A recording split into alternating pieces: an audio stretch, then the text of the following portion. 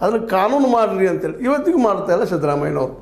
ಅವರು ಮಾಡ್ತಾಯಿಲ್ಲ, ಕಾಂಗ್ರೆಸ್ಸಿಗರು ಆಮ್ ಆದ್ಮಿನ ಸಹಿತ ದೆಹಲಿಯಲ್ಲಿ ಮಾಡಲಿಲ್ಲ, ಮತ್ತು ಮೋದಿಯವರು ಮಾಡ್ತಾಯಿಲ್ಲ. ಮೊದಲು ಇದೇ ಮೋದಿಯವರು ತಾವು ಪ್ರಧಾನಿ ಆಗೋ ಪೂರ್ವದಲ್ಲೇ ಗುಜರಾತ್ ಜಬರ್ದಸ್ತಾಗಿ ಮಾತಾಡ್ತಾಯಿದ್ರು, ನಾವು ಸ್ವಾಮಿನಾಥನ್ ಆಯೋಗದ ಪ್ರಕಾರ ರೈಟ್ ಕೊಡ್ತೀವಿ, ರೈತರಿಗೆ ಮಾರ್ಕೆಟ್ ಕೊಡ್ತೀವಿ, ಕಾನೂನು ಮಾಡ್ತೀವಿ ಅಂತ ಹೇಳಿದರು. ನಂತರದಲ್ಲಿ ಅವರು ಮತ್ತೆ ರಿಟರ್ನ್ದಾಗ ಕೊಟ್ಟರು ಬಾಂಡ್ ಮೇಲೆ, ಅದು ಮಾಡಲಿಕ್ಕೆ ಆಗೋದಿಲ್ಲ ಅಂತೇಳಿ.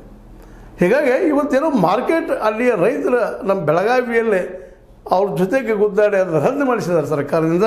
ಆದರೆ ಇವರು ರೈತರ ಆ ವ್ಯಾಪಾರಿಗಳ ಜೊತೆ ಕೂಡಿ ಕೆಲವು ರೈತರು ಅಲ್ಲೇ ವ್ಯಾಪಾರ ಮಾಡಲಿಕ್ಕೆ ಹತ್ತಿದ್ದಾರೆ. ಇದು ಬಂದ್ ಮಾಡಿಸ್ರಿ ಅಂತೇಳಿ ಜೋರ್ದಾರ್ ಅಂತ ಸ್ಟ್ರೈಕನ್ನು ನಮ್ಮ ರೈತ ಮುಖಂಡರು ಮಾಡಿದ್ದಾರೆ. ಚುನಪ್ಪ ಪೂಜಾರಿಯವರಾಗಿರ್ಬೋದು, ಇನ್ನುಳಿದವರಾಗಿರ್ಬೋದು, ಭಾಳ ಜನ ಅದನ್ನು ವಿರೋಧ ಮಾಡಿದ್ದಾರೆ.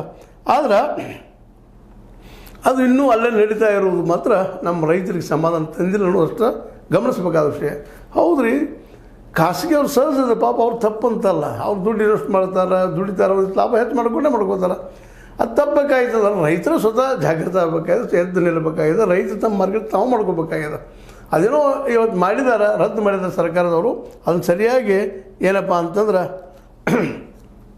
ತಮ್ಮ ಕೈವಶ ಮಾಡಿಕೊಂಡು ಆ APMC ಏನೋ ಮಾಡ್ತಾಯಿದ್ದಾರೆ ರೈತರು, ಅಲ್ಲಿ ಇವರು ಉಳಿದ ರೈತರು ಅಲ್ಲಿ ಹೋಗಬೇಕಾಗಿದೆ. ಈಗ ಅದಕ್ಕಾಗಿ ಅವರು ನಮ್ಮ ಮೊಹಮ್ಮದ್ ರೋಷನ್ ಅವರು ಜಿಲ್ಲಾಧಿಕಾರಿ ಒಂದು ಪ್ರತಿಭಟನೆ ಮಾಡಿ ಮಾರುಕಟ್ಟೆಗೆ ನೀಡಿದ ಪರವಾನಗಿ ರದ್ದಾಗಿದ್ದು ಸರ್ಕಾರಿ ಆದೇಶದಂತೆ ಅದನ್ನು ಮುಚ್ಚಲೇಬೇಕು, ವಿದ್ಯುತ್ ಸಂಪರ್ಕ ಕಡಿತಗೊಳಿಸಬೇಕು, ಜಿಲ್ಲಾಧಿಕಾರಿ ಅವರು ರೈತರ ಪರವಾಗಿ ಕೆಲಸ ಮಾಡಬೇಕೆ ಹೊರತು ಜನಪ್ರತಿನಿಧಿಗಳ ಆದೇಶದಂತೆ ನಡೆಯಬಾರದು ಅಂತೇಳಿ ಮುಖಂಡರೆಲ್ಲರೂ ರೈತ ಸಂಘದ ಮುಖಂಡರು ತಮ್ಮ ಮನವಿಯನ್ನು ಸಲ್ಲಿಸಿದ್ದಾರೆ.